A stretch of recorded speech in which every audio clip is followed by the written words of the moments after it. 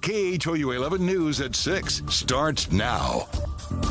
Leading us off, a dog attack. 2 dogs go after 3 people, including a man in his 80s and a sheriff's deputy, sending them to the hospital. The dramatic surveillance video and how those victims are doing now. Fighting intensifies between Israel and Hamas, and tonight we're talking to a Houston native now living in Israel and forced to go in and out of bomb shelters.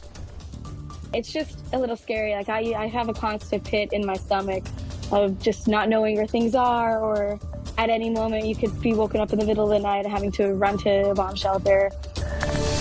Plus, we are tracking the weather right now, looking ahead to a gorgeous weekend as we anticipate another cool front. Everything is lining up just lovely. Here's a look at time-lapse video showing the cloud movement in the Galleria area. Rain showers from this morning and throughout the afternoon have mostly cleared out. Yes, they have. So, David Paul, the rain has moved out slowly. What about the rest of the week? We're going to continue the clearing trend. What a beautiful, interesting day it has been. We had light drizzle overnight, turned into rain in the morning. It was a mess of a commute. Lunch hour was still rainy. And now rain's come to an end. Now we still have clouds, but there have been a few breaks. And look at this. Temperatures held down by the clouds and rain. It's 69 degrees at Bush right now. Hobby 69. The high today was only 71. That is 14 degrees below our normal high temp for this time of the year. So the clouds and rain did us a favor today temperature wise. Now they're all moving off to the east. Upper level winds sweeping it out of here. This evening, a mix of clouds and moon. It's going to be a beautiful evening to take a walk and look up at the sky as it changes and the moon goes in and out of the clouds. Now here's the thing. Humidity comes back next couple of days, very summer-like, but you see that brown? That's low humidity. That's dry air that will come in with a cold front. I'll show you what that means for a wonderful weekend forecast when I see you again in a couple of minutes. Thank you, David. We've got breaking news right now. Reports from HPD of shots being fired in the parking lot of a Home Depot. Now, this is near City Center on the west side. If you know this area, this is on the north side of I-10 near the West Belt. This is a live look at the scene in the parking lot. We don't know how many people have been hit, what their conditions are, if anyone has been hit. We'll continue to work to get details for you and bring it to you as soon as we can. Now to that dangerous dog attack. This is surveillance video showing the moments just before 2 dogs viciously attacked 3 people near Katy. Among them, an 83-year-old man was the most seriously hurt. Sherman Chow in Katy tonight speaking with those involved. We want to warn you, some of the images you may find disturbing. Sherman, how's everybody doing? Bites and scrapes for 2 of the men, one of whom had to scramble on top of this car to escape the dogs. You can see the roof now dented because of his weight. Dennis McKee, the most seriously injured, remains hospitalized and will need surgery. It all happened at his home behind me around 7 this morning, and everything was caught on security camera. 2 dogs wandered into the garage and yard of a Katy family's home. Vielko Wong posted their pictures on the Nextdoor app, hoping to find their owners and even put out water for them. Then moments later, her stepfather ran into the dogs. It was all caught on Sergio Torres's Ring doorbell camera. The neighbor across the street came out and was petting the dogs, and then they quickly turned on him, pulled him to the ground, and were tugging on him. Vielko grabbed the only thing she could find, an umbrella, and started beating the dogs, getting them to release her stepfather, 83-year-old Dennis McKee. Even calling 911, I was shaking. Like, I was pretty freaking out, but, you know, if I didn't do nothing, you know, I don't know what the hell would have happened. A bystander that was driving by, I guess, stopped and ran out to try and help, and he ended up getting bit and actually ended up on top of one of the cars trying to get away from the dogs. Harris County Sheriff's deputies who work a private neighborhood contract here responded in moments. The deputy tried to intervene, and then the dogs turned on him and tried to attack him, biting him a couple of times. The deputy fired, putting down both animals. That gunshot alerted the Torres family. We heard a shot, so we came out to the windows to see what the gunshot was about, and I could see police vehicles, a dog laying out. That's why he checked his Ring doorbell video and kindly shared it with us for this reason. His message: be careful when dealing with unknown animals. Teach your kids not to pet strange dogs. At least one of the dogs had a collar which looks a lot like this one left at the scene of the attack. The question now is if the dogs had an owner. Deputies are investigating. In Katy, Sherman Chow, KHOU 11 News. Now to the latest from Israel. As the war with Hamas rages on, at least 2,000 people have been killed on both sides of the conflict, and we're seeing airstrikes fly between Gaza and Israel. And just hours ago, the White House giving an update on Americans in Israel. The State Department saying 22 Americans have been killed since the bloodshed began on Saturday. 17 Americans are still missing. National Security Council spokesman John Kirby saying some of those Americans are being held hostage by Hamas in Gaza. The exact number, however, is unclear. And this afternoon, we spoke to a Houstonian now living in Israel about her experience. My hope is that this gets settled and that there are no more casualties, and I don't have to worry about my friends and my family and even their friends and family, because I know too many people that have lost too many people. And right now, I just want everything to be settled and not have to have this constant worry of bombs and rockets and all this unknown. She spoke to us while ducking in and out of bomb shelters. Oh, there's steps to the bomb shelter there. Back here in Houston, members of the Muslim, Christian and Jewish communities condemned the violence against civilians during a news conference. Yeah, they say it includes those killed in Israel and Gaza. Adam Bennett, live in West Houston. Adam, this war hitting close to home for a lot of folks there. It sure is, Lynn. We have talked to people with friends and family in Israel and today in the Gaza Strip. One man told me that his loved ones are anxious and that they're unable to leave or access medicine. Now, today, the bombardments, the airstrikes continued by Israel in Gaza.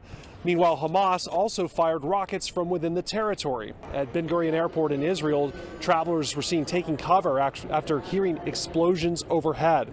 Back here at home, KHOU Houston organized today's interfaith news conference. Speakers called on an end to Israel's bombardment of the densely populated Gaza Strip.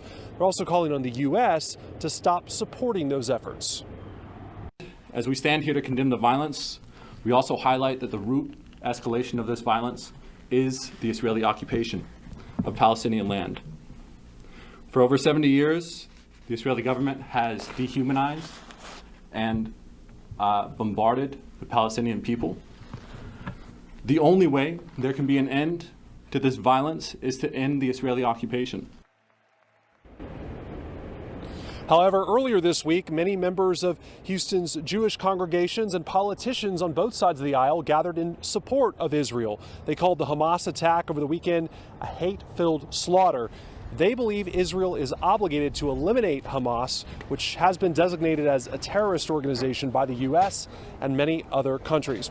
Some of the speakers at today's press conference are planning to hold a rally outside Houston City Hall on Saturday. That starts at 2. They say they want to show solidarity with Palestinians. Len and Mia. Adam, thank you. Our extensive coverage of the war continuing online. You get the latest details on KHOU.com. This month, organizations around the country working to raise awareness about domestic violence. And leaders in Texas are releasing new data about family violence in our state. The sobering statistics shedding light on why U.S. attorneys are calling the domestic violence issue in Texas an epidemic. Oh, and the Astros, they could clinch the ALDS tonight. We are live in Minneapolis following the latest on the Stros and the Twins, the big takeaways, and a recap from tonight's game. That's all coming up tonight at 10 o'clock.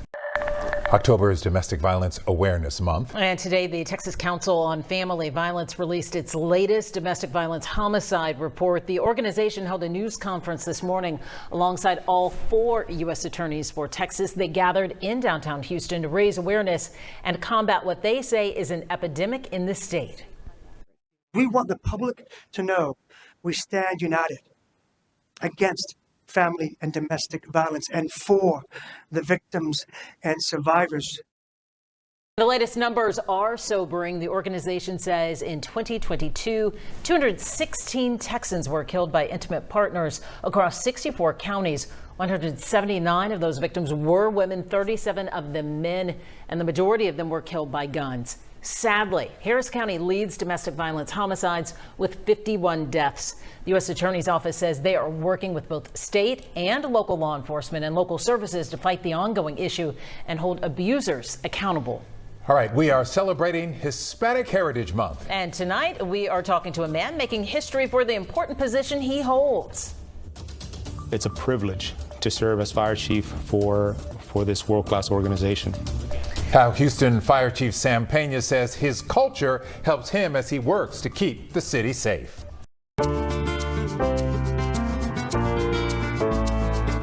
We are celebrating Hispanic Heritage Month, and tonight we're looking at the contributions of one of Houston's Latino leaders, Fire Chief Sam Peña. Our Victor Jacobo sat down with the city's top firefighter to talk about his life, career, and culture. I was born to Mexican immigrants, and I'm a first-generation U.S. citizen. From an early age, Houston Fire Chief Sam Peña grew up in a culture of service. We've always had the culture, right, of giving back to our communities and trying to make a positive impact. Born in Los Angeles and raised in El Paso, Peña carried that culture through with him to the U.S. Air Force and then into a career in firefighting, spanning nearly 3 decades. One of the things that I learned certainly from my culture and in my household growing up is the continuous desire to keep pushing forward. Peña served as El Paso's fire chief for nearly 4 years. And in December of 2016, and the city of Houston. And the city of Houston. So help me God. So help me God. Congratulations. Was named Houston's fire chief, the first time a Latino has held that position. It's a privilege to serve as fire chief for this world-class organization, and certainly to be the first Latino to serve in this role. Peña says his background only strengthens his ability to serve Houston. My multicultural background, I think, has been invaluable in serving the 4th largest city in the country with a population of nearly 50% being Hispanic. It's been incredibly helpful to be able to communicate and relate directly to our communities directly. Peña leads a department of nearly 3,900 personnel through station visits, listening sessions, and other meetings. His efforts were recognized this year when he was named the 2023 Metropolitan Fire Chief of the Year. To be selected as the Fire Chief of the Year for 2023 was truly an honor. The chief believes the award is not only a professional achievement, but a recognition and validation of department-wide efforts to improve. As Peña thinks about Hispanic Heritage Month, I think Hispanic Heritage Month is a moment to reflect on the resilience and resolve of our people. He hopes young Latinos can be inspired and aim for leadership positions like his. Make themselves qualified, educated, experienced, and take advantage and be competitive in whatever industry they would like to work in. With those ambitions from young people, Peña says he and other leaders have an obligation to lift the next generation of leaders. I'm also focused on ensuring that I'm providing those same opportunities to those that are coming behind us so they can achieve as well. In Houston, Victor Jacobo, KHOU 11 News. Congratulations on the award, Chief Peña. Hispanics are at higher risk of developing Alzheimer's, and right now doctors and scientists do not know why. Tonight at 10, KHOU 11 reporter and anchor Marcelino Benito with a very personal story of loss and explains why and how this disease is impacting families like his. All right, let's talk rain. It has cleared out. Nice and cool out this evening. Isn't that a gorgeous view? Oh, loving it. David Paul, no more rain for now, just anticipating those much cooler temps if we think it's good for now. What a beautiful evening it is. We've been rain cool today. And indeed, Mia, for the weekend, we've got another fall weekend coming up with a cold front. All that coming up. High temp today was only 71, rain cooled. Normal high is 85, so 14 degrees below normal. Record is 94, set on this day back in 1962. What a gorgeous evening it is. We're looking to the east, so the sun's setting behind us. Williams Tower lit up with the sunset. There's downtown glowing beautifully. Everybody got a bath today, and it's gorgeous out there right now. It's 69 degrees. Dew point at 61. Very comfortable evening. Got an east breeze at 9 miles an hour. Galveston is still socked in with clouds, but no rain. It's beautiful down there on the island. 68 degrees right now. North breeze at 13 miles an hour across Seawall Boulevard. If you are sneezing, sniffling, allergy index. Elm is high, 1830. That's down from almost 4,000 yesterday, but still very high. Grass is moderate. Ragweed has dropped from 450 to 232, but that is still high for ragweed. Mold spore count is high as well. Oh, and so dew point, to measure moisture in the atmosphere, it's still rather low. 61 is the dew point at Houston's Bush Sugar Cotton Little Airport. Hobby 61, Galveston a dew point of 64. When dew points hover near the 60 area, it gets very, very comfortable and nice outside, and that is where we stand this evening as all the rain from this morning and at lunchtime is moving off to the east. New Orleans to Atlanta getting soaked with rain, but you can see the rain comes to an end and clouds back behind that are beginning to clear out. Little system number 1 gets out of here. This is actually the remnant circulation of what was powerful Hurricane Lydia in the Pacific, but because the upper level winds are blowing everything off to the east, there's not much left as it gets into the Gulf tomorrow. We just get a nice day, mostly sunny. It will be warmer tomorrow. We're going to be in the mid-80s tomorrow. And then we're going to push 90 Friday afternoon before that cold front comes in and changes everything for the weekend. And one of the big changes coming with this front is a significant drop in humidity. So we go into Friday, tomorrow and Friday, the humidity will begin to increase. It really gets thick on Friday. It's going to feel like a summer day, Thursday and Friday, but the brown colors represent the leading edge of that front and much lower humidity. That sweeps in before sunrise on Saturday. So the entire weekend, north breeze and lower humidity, and it's just going to be delightful. Tomorrow, feeling like summer, high temp goes to 85, warming up with the humidity coming up. The extended forecast Friday, 90 before a gorgeous fall-like weekend, much like the weekend we had last weekend. Gorgeous lows in the 50s into the middle of next week. Guys, back to you. Looking forward to it. Thanks, Sarah. The secret behind the early success of Texans quarterback C.J. Stroud. CJ says it's all about trust. Matt Musso with Sports Next. But up first, calling all my party people. It's time to celebrate. Cue the confetti. Have another bite of birthday cake. Haven is turning 8 today. Your family loves you so much. And Janet LaRosa Martin looking fabulous on her 70th birthday. Hope you spend it doing something you love. And this adorable little guy is Mahaj. Happy 5th birthday to you. What a cutie. Wow. Hey, if you want to party with us, send us a name, a picture, and what you're celebrating to that number. You know it by heart. 713-526-1111. You could see it right here in a shout out. Friends and family of Mary Lou Retton continue to pray for the Olympic gold medalist who remains in the hospital fighting what her daughter describes as a rare form of pneumonia. Mary Lou's oldest daughter, Shayla Kelly Schrepfer, said on Instagram today that her mom is still fighting. The last time I had Mary Lou in studio was during the 2016 Rio Olympics. We talked about her favorite gymnast, Simone Biles. She is the best on planet Earth. There was talk, years before as she was coming up in the ranks, that little girl up in that spring area, she's going to be good. And whoo, we had no idea how good this child was. And this young lady has just matured into the best gymnast I've ever seen. Mary Lou certainly loves Simone. And Mary Lou has always been mentally tough. Just 3 weeks before she won gold at the '84 Olympics, she had arthroscopic knee surgery. And you could never tell it the way she competed. So we pray that Mary Lou's inner strength brings her through this challenge as well. Texans preparing to host New Orleans this week. Now, last week they lost on a last-second field goal, but it was their rookie quarterback, C.J. Stroud, who got them that late lead. He told me today that the high level of trust that he has in his teammates and his teammates have for one another made that late drive possible. We all play as one. I think that's something that pops up on the film. If you cut on our tape, is how we all want to play for each other. So that last drive kind of was a testament to that. And hopefully, if we get put in that situation again, we do the same thing or even better. Texans just hoping if Stroud and the offense are able to convert a late touchdown drive this week against New Orleans, the Texans defense can get the job done also to preserve a win. Lena Mia back and more in a moment.